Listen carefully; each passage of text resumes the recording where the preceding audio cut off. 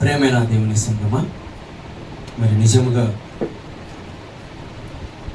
క్రీస్తు మైదుకూరు మరి BOUY అనుబంధ కళాశాలగా మరి ప్రారంభించి 8 సంవత్సరాలు దాటి 9 సంవత్సరాలలోకి మనం అడుగు పెట్టాము.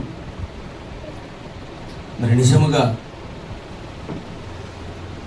ఎందరో ఇంత ఆవేదన, ఎందుకు ఇంత బాధ కలిగి మాట్లాడుతున్నాడు అంటే, బైబిలును ఏ ఒక్కరైనా తప్పుగా బోధిస్తే పాతాళానికి వెళ్ళిపోతాము అన్నటువంటి భయం. నా దగ్గర నేర్చుకున్నటువంటి పిల్లలు పరలోకానికి వెళ్ళాలే తప్ప పాతాళానికి వెళ్ళిపోకూడదు అన్నటువంటి ఒక బాధ అన్నది పెద్దలకు జయశైలి గారికి ఉన్నది. ఎందుకంటే బైబిల్ యొక్క గొప్పతనము నిజంగా ఈరోజు సమాజానికి చాటి చెప్పినటువంటి వారు ఎవరైనా ఉన్నారు అంటే Bible open university India international వారు చెప్పక తప్పదు. ఆ మధ్యకాలంలో ఆ క్రిస్మస్ ఆ సందర్భాలలో కొందరు బోధకులు బోధిస్తూ ఉంటారు. ఏమని బోధిస్తూ ఉంటారు అంటే, జ్ఞానులు 3 యేసుక్రీస్తుని చూడడానికి వచ్చారు అని బోధిస్తూ ఉంటారు. అలా బోధిస్తున్నటువంటి సందర్భంలో నిజంగా ఆ టైంలో నేను విశాఖపట్నంలో ఉన్నప్పుడు ఇక్కడ నుంచి ఒక పాస్టర్ నాకు ఫోన్ చేశాడు. ఆనంద్ అన్న అయితే కరెక్ట్గా చెప్తాడు అని చెప్పి ఇక్కడ ఉన్నటువంటి ఆ డౌట్ను బట్టి నాకు ఫోన్ చేయడం జరిగింది. ఫోన్ చేసి, అన్న యేసుక్రీస్తుని చూడడానికి వచ్చింది 3 జ్ఞానులే కదా అన్నాడు. కాదు అన్నాడు. అదేంటన్నా 3 కదా అన్నాడు. అంటే ఇతని ప్రశ్న అది. 3 కదా అన్నాడు. 3 కాదు, 3 అని బైబిల్లో ఎక్కడైనా ఉన్నదా అన్నాడు. ఆయన సందిగ్ధంలో పడిపోయాడు. సందిగ్ధంలో పడిపోయి మళ్ళీ బైబిల్ చూస్తున్నాడు. జ్ఞానులు వచ్చారే తప్ప 3 అని మాత్రం అక్కడ రాయబడలేదు. ఆ మత్తయి సువార్త కానీ ఆ లూకా సువార్తలో కానీ ఆ రాయబడినటువంటి ఆ మాటలను బైబిల్ను సరిగా చూడకుండా ఎవరో బోధించినటువంటి బోధలను విని అలాగే బోధించడము అలవాటైపోయింది చాలా మందికి. అది తెలియకోకుండా మాట్లాడుతున్నప్పుడు నిజముగా నేను మాట్లాడితే నువ్వు కూడా తప్పు మాట్లాడుతున్నావు నన్ను అన్నాడు. నువ్వు కూడా తప్పు మాట్లాడుతున్నావు, బైబిల్లో 3 అన్నాడు. ఎక్కడుంది 3 అని చూపించు అంటే చూపించలేదు. అప్పుడు నేను అన్నాను, లేదు బ్రదర్, బైబిల్ ఎక్కడ మాట్లాడమంటే అక్కడ మనం మాట్లాడాలి. బైబిల్ ఎక్కడ నువ్వు మాట్లాడకూడదు అంటే అక్కడ మనం నోరు మూసుకోవాలి అన్నాను. ఆ సందర్భం కూడా ఉన్నది. కావలసింటే చూడు బైబిల్లో అని చెప్పి ఒక మాట చూపించాను. వ్యభిచారమందు పట్టబడినటువంటి స్త్రీని నిజంగా శాస్త్రులు పరిచయులు యేసుక్రీస్తు దగ్గరికి తీసుకొని వచ్చినప్పుడు అందరూ రాళ్లతో కొట్టడానికి సిద్ధపడిపోయారు. అందరూ రాళ్లతో కొట్టడానికి సిద్ధపడిపోయినప్పుడు యేసుక్రీస్తు నేల మీద రాస్తున్నాడు. ఏం రాస్తున్నాడు అని అడిగానండి. వాళ్ళ పాపాలు అన్నాడు. అక్కడ కూడా పప్పులో కాలేసేసాడు. వారి పాపాలు అన్నాడు. అలా అని బైబిల్లో ఉందా అన్నాను. ఇలాంటి మిస్టేకులు బైబిల్లో కోకొల్లులు ఉన్నాయి. వారికి నచ్చిన బోధలు చేస్తూ ఉన్నారు అన్నాను. బైబిల్లో ఏముంది? ఆయన ఏమో రాయిచుండేను అని ఉంది. ఆయన ఏమో రాయిచుండేను అంటే ఏమో కాదు, వారి పాపాలని చెప్పడానికి నువ్వెవడు అన్నాను. అతనికి మైండ్ బ్లోయింగ్. ఇక ఏం చేయాలో అర్థం కాలేదు. అవునా, మీరు చెప్పింది కరెక్టే అన్నాడు. అదే బోధించు అన్నాను. బైబిల్ చెబితే బోధించు, బైబిల్ చెప్పలేదా అక్కడ నువ్వు సైలెన్స్గా ఉండిపో అన్నాడు. నిజముగా బోధకులుగా పిలువబడుతున్నటువంటి ఎందరో ఉన్నారు, బైబిల్ను చెడగొట్టేస్తున్నారు.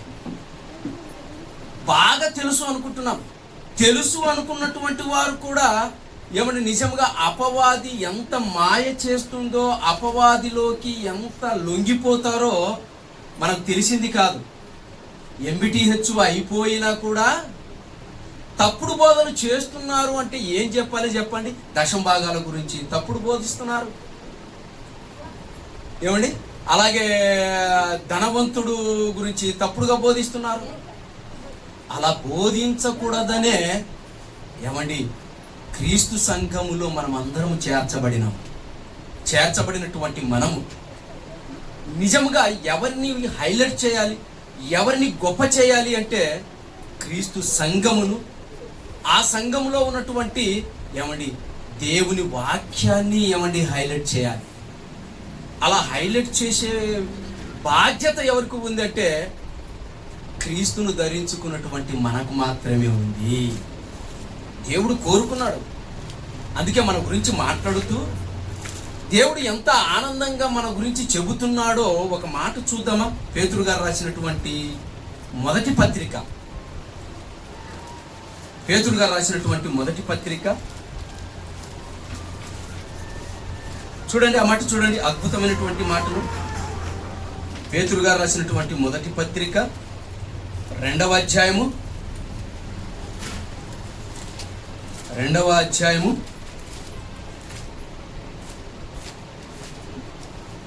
వచనం. అయితే పేతురు గారు రాసినటువంటి మొదటి పత్రిక 2వ అధ్యాయము 9వ వచనం అక్కడ చెప్తున్నాడు. అయితే మీరు చీకటిలో నుండి ఆశ్చర్యకరమైన తన వెలుగులోనికి మిమ్మును పిలిచిన వాని గుణాతిశయములను ప్రచురము చేయు నిమిత్తము ఏర్పరచబడిన వంశమును రాజులైన యాజక సమూహమును పరిశుద్ధ జనమును దేవుని సొత్తైన ప్రజలునై ఉన్నారు అన్నాడు. చూడండి, అయితే మీరు అన్నాడు. మీరు అనగానే క్రైస్తవులు, క్రీస్తును ధరించినటువంటి వారు, సంఘములో చేర్చబడినటువంటి వారు. వీరిని ఎక్కడి నుంచి పిలిచాడు? అంతకు ముందు మనం ఎక్కడ ఉండేవాళ్ళము అంటే చీకటిలో ఉన్నవారము. చీకటిలో నుంచి ఆశ్చర్యకరమైనటువంటి తన వెలుగులోనికి వచ్చాము అన్నాడు. చూడండి, అంటే బాప్తిస్మము తీసుకొనక ముందు మన పరిస్థితి ఏంటి అంటే, మన బ్రతుకులు ఏంటి అంటే చీకటి బ్రతుకులు, పాపముతో నిండుకొని ఉన్నవారము.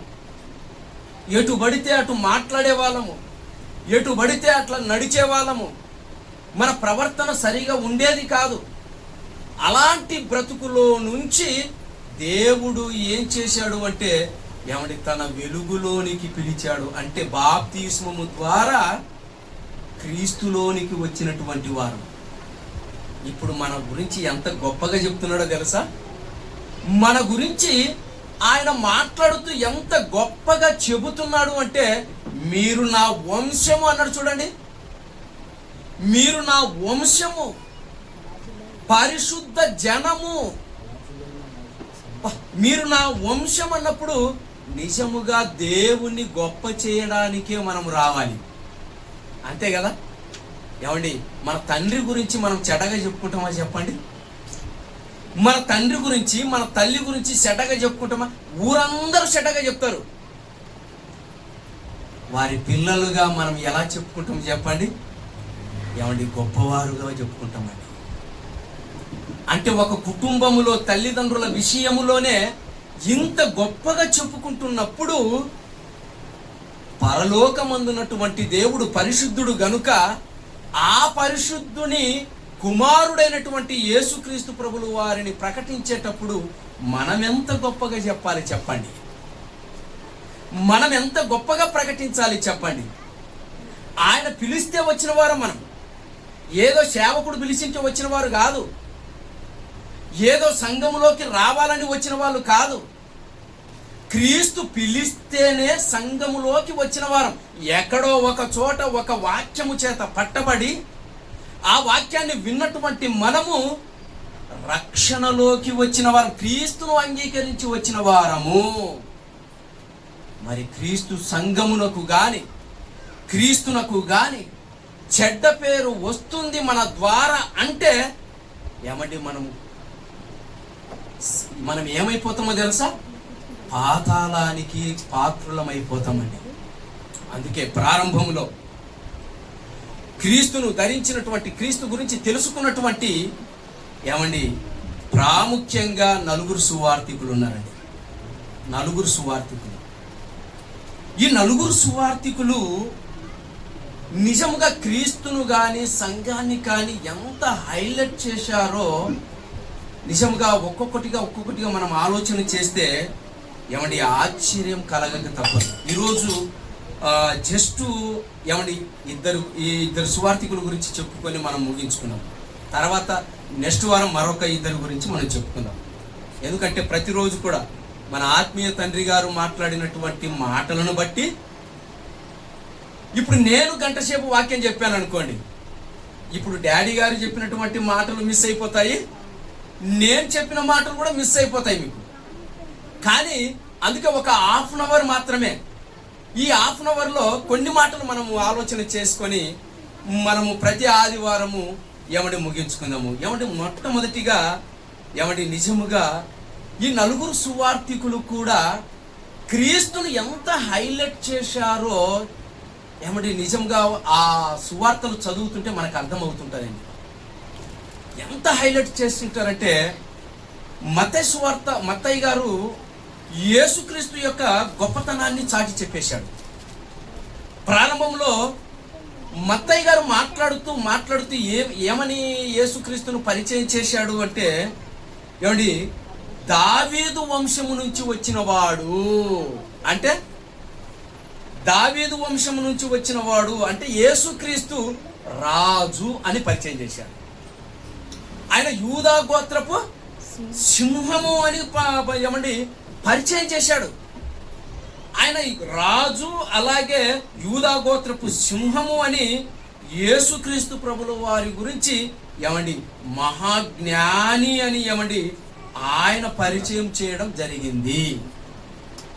ఎలా పరిచయం చేశాడు అంటే ఆ మత్తయి సువార్త చదువుతున్నప్పుడు ఏమండి ఆయన పుట్టుక గురించి, ఆయన పుట్టుకలో జ్ఞానులు ఆయన దగ్గరికి వచ్చి ఏమంటే యేసుక్రీస్తు బాలుడుగా ఉన్నప్పుడే జ్ఞానులే ఏమంటే ఆయనకు సాష్టాంగ పడి నమస్కారము చేశారు అని పరిచయం చేశాడు. అంటే ఆయన రాజు.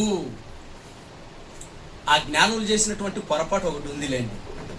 వాళ్ళు చేసిన పొరపాటు ఏంటంటే యూదుల రాజుగా పుట్టినవాడు ఎక్కడా అని ఆ యూదా దేశంలో ఉన్నటువంటి రాజు దగ్గరికి పోయి అడగడం మంచిదా చెప్పండి? ఆయన దగ్గరికే వెళ్ళి యూదుల రాజుగా పుట్టినవాడు ఎక్కడ మీకు తెలుసు, యూదుల రాజు ఎవరో మీకు తెలుసు, పుట్టాడు. రాజు దగ్గరికే పోయామండి యేసుక్రీస్తును గురించినటువంటి సమాచారం అడగడానికి ఇంక ఎవరు లేరా? రాజు దగ్గరికే వెళ్ళి యూదుల రాజుగా పుట్టినవాడు ఎక్కడంటే ఇప్పుడు ఈయన రాజు, ఈయన ఏమైపోవాలి చెప్పండి? ఏంటి యూదుల రాజుగా పుట్టినవాడు ఎక్కడ?